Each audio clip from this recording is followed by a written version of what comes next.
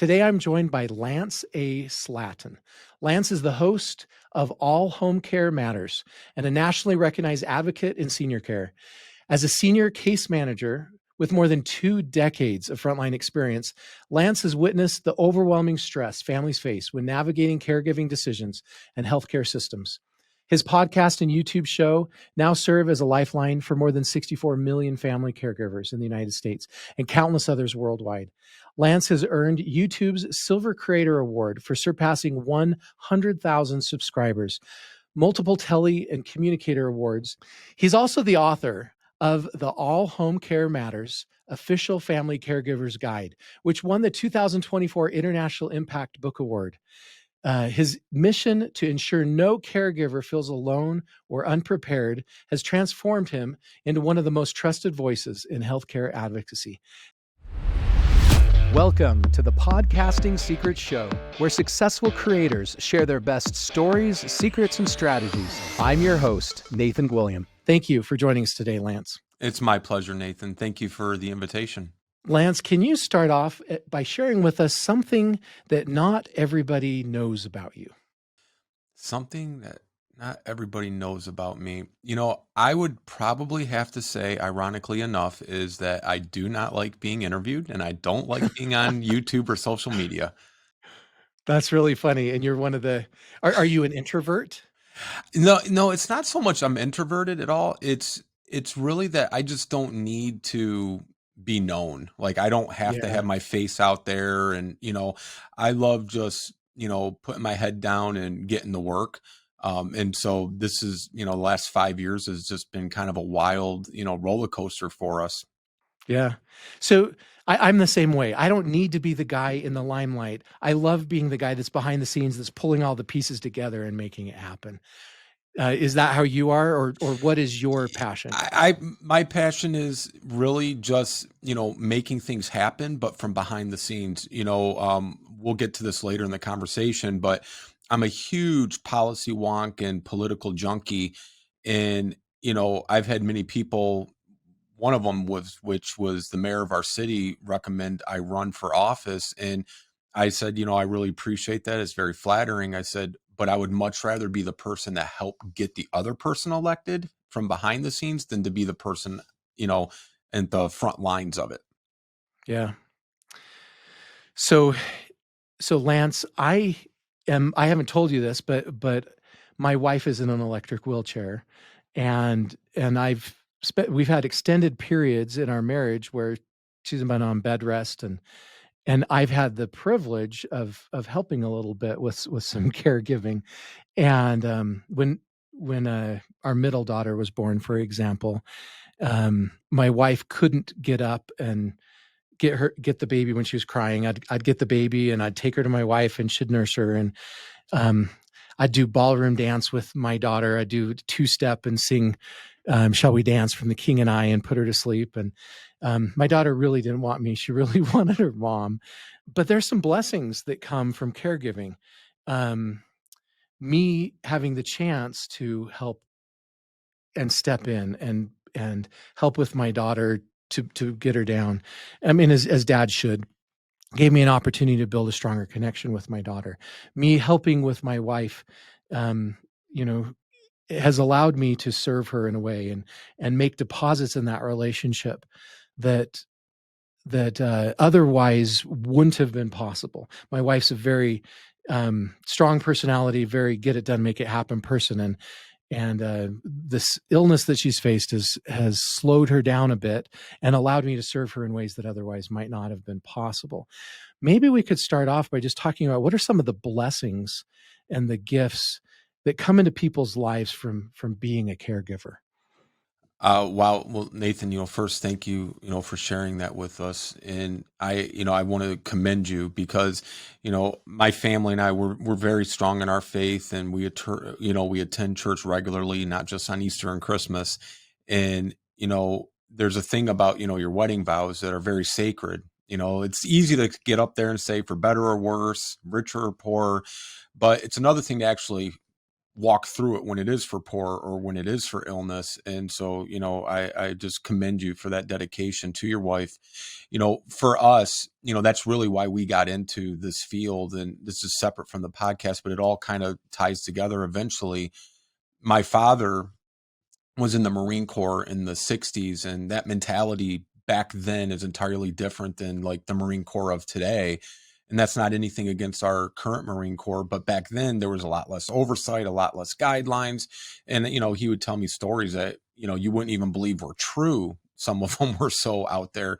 And, when my wife and I were newlyweds, we got a call from a home healthcare nurse that, this home healthcare nurse was taking care of my father. He had a wound that she was helping the, wound care and manage for him, but she was only going 2, 3 days a week. There's 3 or 4 other days in the week when she's not there that still has to be addressed and taken care of.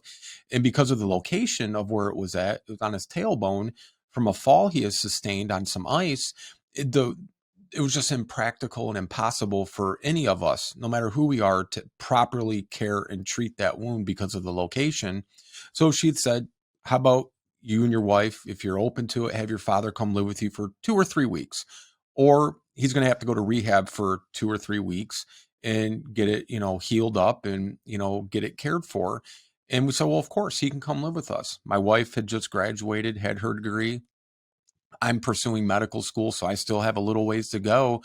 And that 2 or 3 weeks ended up becoming 2.5 years. And it was only when it got so severe after 7 more surgeries after he moved in with us that we then had to say, you know what, for his best interest and for his safety and his health, he has to go into a facility. That was after the final surgery because it got so severe that, the infection had spread into his bones and there's a lot going on there. And, but I never looked at it with resentment, or I was never, upset. I was just doing what I thought I had to do for my father, who would have done the same thing for me and, helped me as a baby. And, a lot of times I don't think families look at themselves as caregivers. They look at themselves as taking care of a loved one and doing what they would expect their loved one would do for them if they need to. That's right. And so, caregivers just, they're a special breed of people. When we prepare to have children, we're reading, books on, what to expect when expecting and all these other things that come along with it, picking out paint colors for the nursery and having baby showers and, going to multiple doctor's appointments until the day the baby arrives. But none of that happens when you're becoming a caregiver, right? I'm sure, like myself, you didn't take classes or read books. You just one day you had to be your wife's caregiver. And so, they need that support, but they also are giving of themselves like no other profession possibly could. Yeah. And I didn't bring it up to say, wow, I'm a wonderful person. And I think most caregivers feel the same way. I Absolutely. I brought it up more to say I see a huge blessing in it. I Right. see a huge opportunity to give and to serve that I love, that I enjoy, that adds depth to my relationship, Right. those relationships I talked about. Well, and I agree, I would just add to that, like with my dad, he was a very stoic, proud, strong man. And, there's moments, memories, and it takes that relationship to a level that you otherwise probably wouldn't get to, right? Because it is such an intimate, close bonding of, helping him to shower, helping him get here and get there. And, in a lot of ways, I became the parent, he became the child, not in a cognitive or a mental way, but having to do for him when, age wise, he was healthy and otherwise could have done all these things on his own. And so I got to share in moments with him that I probably wouldn't have shared otherwise had it not been for that experience. Yeah. Yeah. Okay, so we've talked about this journey that got you into caregiving. How did you go from your caregiving journey to your podcasting journey? Yeah. So, around the 2.5 year mark, as I was sharing with my dad's situation, that was only supposed to be a couple of weeks. I had actually called my wife one day after going to have lunch with a good friend of mine. And I said, we should start a company to send people to the home to help people like us. So we actually started our home care company because of that experience with my father, because I only wanted to be a doctor to truly help other people. And this was a way I could still do that, and I felt like in a much more meaningful way because I was much more personally tied to that aspect of the healthcare caregiving, industry. And so we started our company. We were doing a lot of civic activities and having lunch with Elvis, doing caregiver support groups. We're in Michigan, so everybody knows Michigan's the mitten, the hand state. Just look at your hand, and the bottom half of that hand is the area we serve. So it's a large territory, and we're helping people all over through these experiences that don't know what they don't know. And when COVID, now this is like 7 8 years later, when COVID started creeping its head, we made the conscious decision as a company, for the safety of our staff, ourselves, and for the public, to stop these public gatherings before the governor in our state decided to make that decision for everyone's safety. And so we stopped, and about a week later, the governor shut us down. And then at first, here in Michigan, it was only going to be a 2 week shutdown to kind of help break the curve. And then that 2 weeks turned into four, and then that four turned into 2 months, and 2 months turned into almost 3 years. But early on, because of our company and the work that we do, we're in contact with the health department, CDC, keeping all of our guidelines up to date for our staff and for the families that we're still serving during the pandemic. I heard a podcast one night, and I said, this might be a great way to continue getting resources and support out to families while we're waiting to have everything open back up, because I know, at least for myself, I never imagined it would have been almost 3 years for us here in Michigan. I thought maybe 3 4 months. And so we just started the podcast after doing a lot of research, and because I really didn't even know what podcasts were at that time. I had an idea, but didn't truly understand. And, it ended up giving us almost 2.5, 3 years to really perfect it and drill down and try to bring the best content and quality that we could for these families, never imagining, where it was going to be taking us 5 years later. Yeah. Okay. So where did it take you 5 years later? Yeah. Talk us through that journey, your podcasting journey. Yeah. So, we first started, Nathan, with the idea we're just going to record like traditional podcasts, like the definition, an audio episode. And then I got thinking, and I said, well, if we're going to take the time and invest the resources and everything into recording it, audio wise, why don't we also video it? And so we turned, the room I'm sitting in is one of our two studios here, and this is our virtual studio. And we just started filming, and then soon thereafter, people started reaching out, wanting to be guests. And, it just kind of snowballed. And then one of the major news sites caught wind of us maybe 6 to 8 months into our first year of the show, and said, hey, we're seeing your numbers are going off the charts. We'd love to interview you and talk about how you're helping families during COVID. And so we had a great interview with them and talked about, the purpose of the show. And, really, we're going to probably, shut it down once things get opened back up, still kind of thinking any day now that's going to happen. And it's led to us, being on the front page of a major newspaper from a episode we did at one of the adult days here in Michigan. And I shared with you before we started the show, we just got back from Washington, D.C., because we were invited by the Elizabeth Dole Foundation to come and film and cover their national convening that they have every year. This was their 10th year, so it was extra special. And just a lot of remarkable things. You get to meet great people like yourself and people all over the world. And we definitely are doing what we wanted to do, and that's help people and share these resources. Yeah. I love it. Thank you for sharing. Why do you do the podcast now? After all these years, why are you still doing it? That's a great question, and I can say it's because it is helping people, and it's helping people on a very grand scale. When we were out, quick story, I had bought a new Tahoe when we first, maybe the first year that we started our home care company. And we were going, like I said, all over the bottom half of the state doing these events and educational talks, lunch with Elvis, you name it. And I turned that Tahoe in a few years ago, and I had 280,000 miles on it. I've never had a vehicle in my life that had that much mileage. But the interesting thing about it was, at the dealership, when I traded it in, the guy said, oh, did you take a go across country? Did you know? And I said, actually, this car has never left the state of Michigan. He just couldn't believe it. So I explained to him, I'm like, I'm going to this county, that county, and I said, and I explained what we do. And he's just like, this is incredible. I've never seen a vehicle, A, with this much mileage that's in such great shape, but B, it's never even left the state. Um, and those things are great. And we still do those things now, Nathan, but not on as big of a scale as we had prior to the show. And that's because we're able to touch and reach more people this way without ever leaving the studio. Yeah.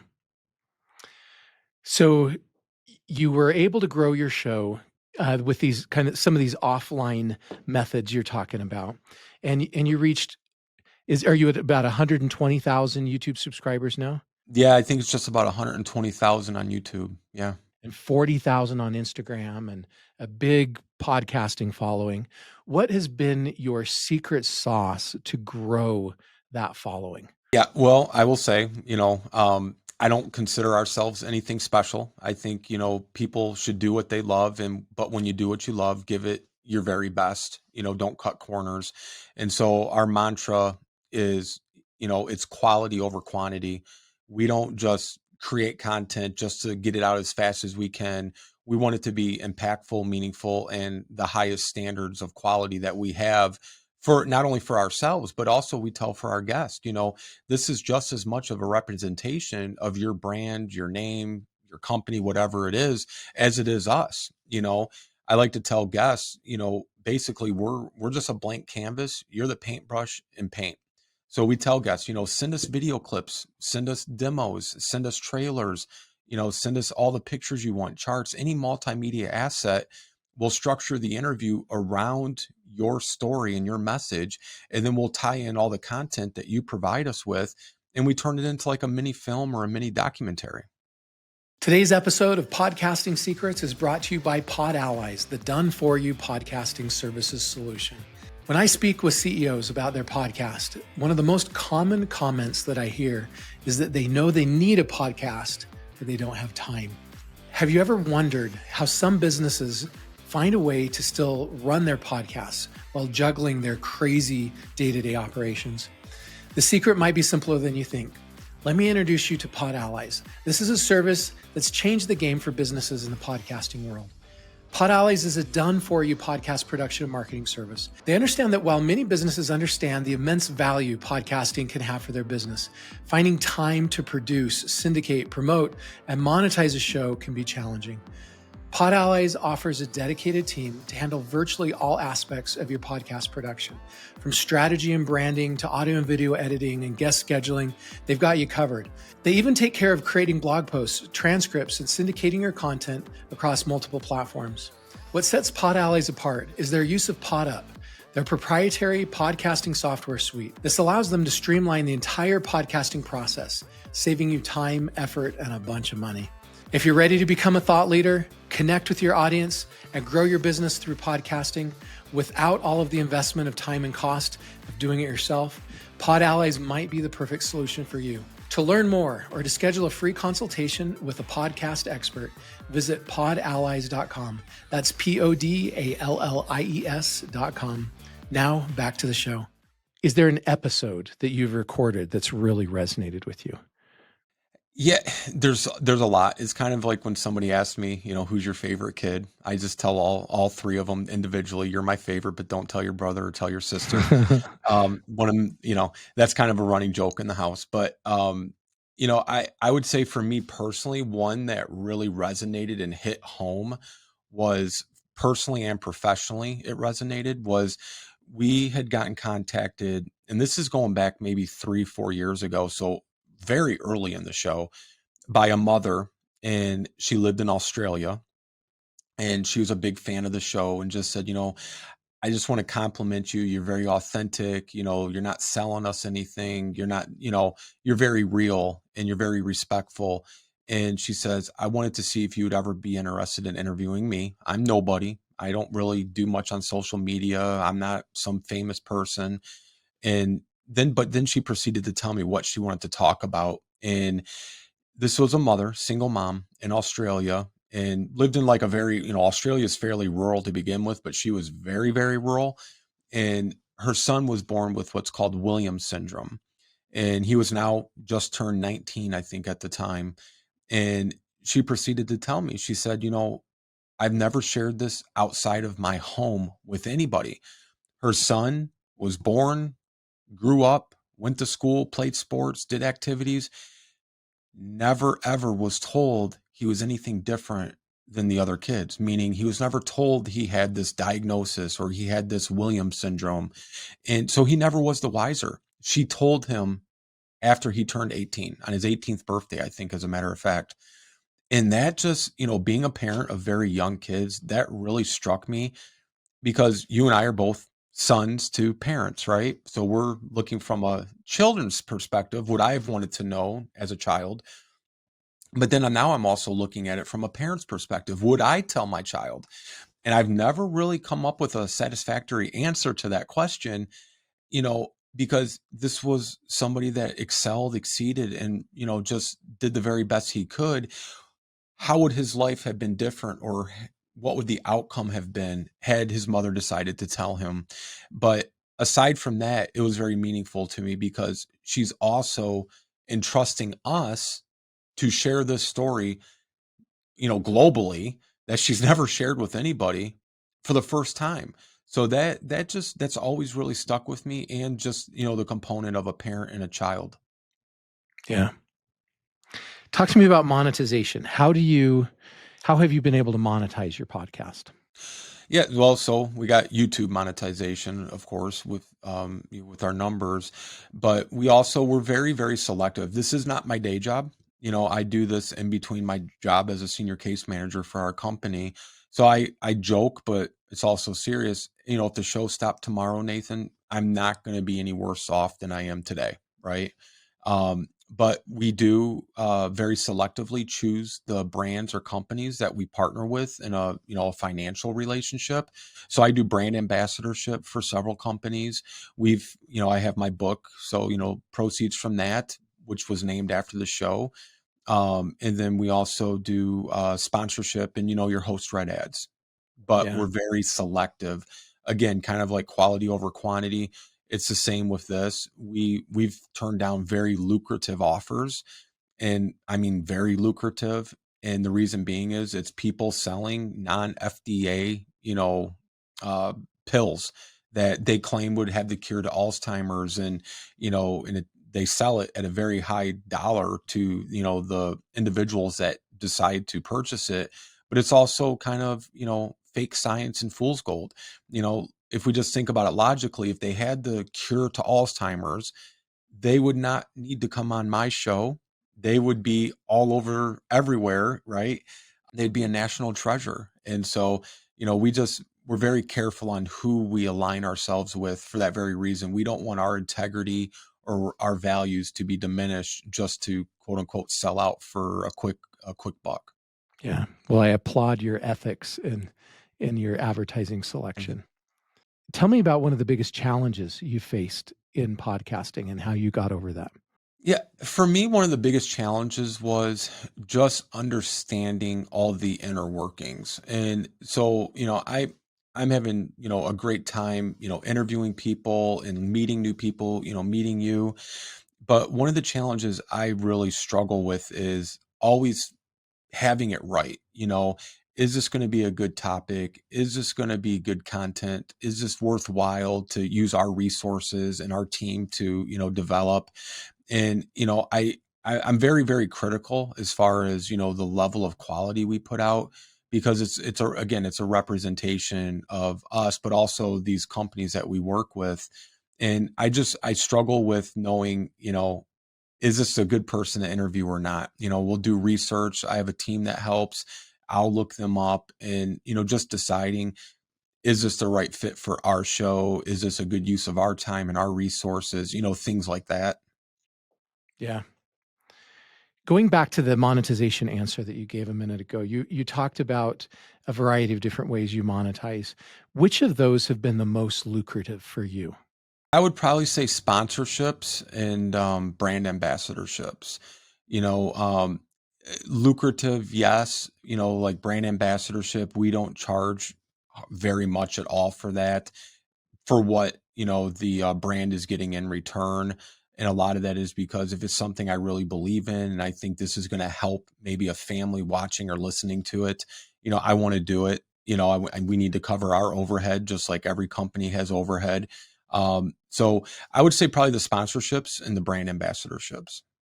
Can you take us through those two really well? What's the difference between a sponsorship and a brand ambassadorship, and Sure. what advice or secrets of success could you share with us about both of those? Well, I'll start here. The sponsorship is usually like a one and done. Some will do a package of maybe 10 for the year or something along those lines. So we offer really three variations. We have the video, audio, or written. Most people want the video. Some people choose the audio. And the audio is your standard pre, mid, and post roll host read ads. So there's really no appearance by anybody from the brand. They'll give us some graphics, a little script, and we'll share, what it is that they're wanting to convey. The sponsorship video, I always recommend because I'm a very visual learner. I can hear things just fine, but I like to also see stuff, especially if it's a product or something along those lines. It makes more sense if I see it rather than just hear about it. Like if Yeah. I had to just, if I had to describe Final Cut to you just talking, it may not be as easy as if I'm showing you Final Cut while I'm talking about it.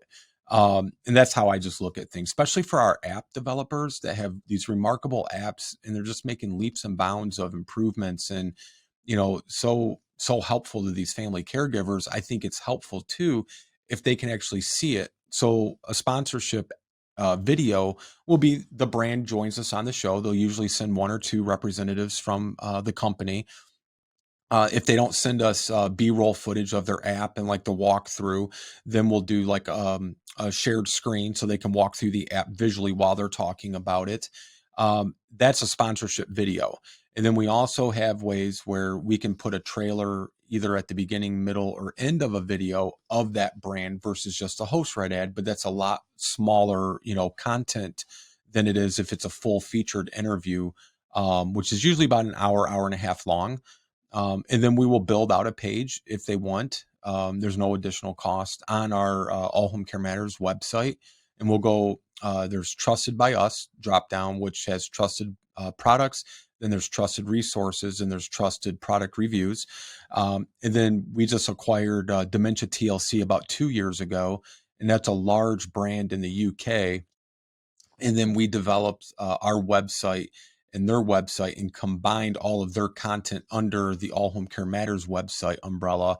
So there's a whole section there with maybe 20 different resources. And they're all custom made pages for these brands and products. So let's talk about the book really quick too. Sure. I'm assuming the book doesn't make that much money, but it probably has a lot of synergy with your podcast and with your business working together. What are the benefits of having a book? Well, one, it's the brand recognition. I definitely think we sold a lot more copies because it was named what it was to, piggyback off of the show. But I personally wrote it, Nathan, for the simple fact I wanted something like this when we were caring for my father for those 2.5 years. And, 2.5 years, 7 major surgeries, 2.5 years of home health care coming to the house 3, 4 to 5 times a week. But never once my wife or I ever being offered any sort of resources, direction, or any sort of support for being my father's, caregiver. And it's something that could have just been benefited me tremendously during that time.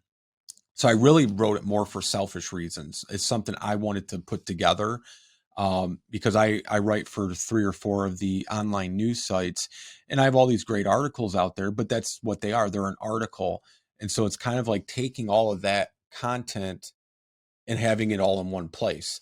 Yeah. So that's why I wrote the book. Somebody described it. They said, "You've actually written a roadmap." I said, "Well, what do you mean?" They said, whether you're starting on your caregiving journey and you need to get to that end of the journey, or maybe you're in the middle of the journey, you still haven't reached your final destination. So this book can kind of, you can pick up wherever you're at on your journey inside the book. So I'm like, that's a great analogy. Yeah. Yeah. You talked about advocacy earlier, how that's your passion. How has having a podcast enabled you to have a bigger voice at the advocacy table? I think one is having a bigger voice right there, but I also think it's lent itself to being a lot more amplified just because of the success we've had with the show. We actually produce four other shows now aside from All Home Care Matters, but they're all kind of in the same genre, but like subcategories. And we have a show called The Care Advocates, where each guest that comes on there is an advocate in some way in the healthcare senior care community. Then we have the Caregivers Journal, which that is telling real stories from real caregivers. So it's you got to be a caregiver. And then Lori LeBay and I, who is just one of my heroes and just such a remarkable force in this industry. She's been doing it long before I ever thought of doing so. And her and I do conscious caregiving with L&L, and that's usually like a panel of experts and thought leaders across the world joining to talk about a specific issue. Just as an example, if I can share briefly, one of the episodes, what's called Seniors and Driving. That's an issue we encounter with our company almost weekly, where families don't know how to address the issue of driving and taking the keys away, or is it time to take the keys away from a loved one? So we actually had a undersheriff for Wayne County on that episode. Wayne County, Michigan, being like Detroit and all the suburbs, one of the largest counties in the country. So he joined us. We had two people from the AARP.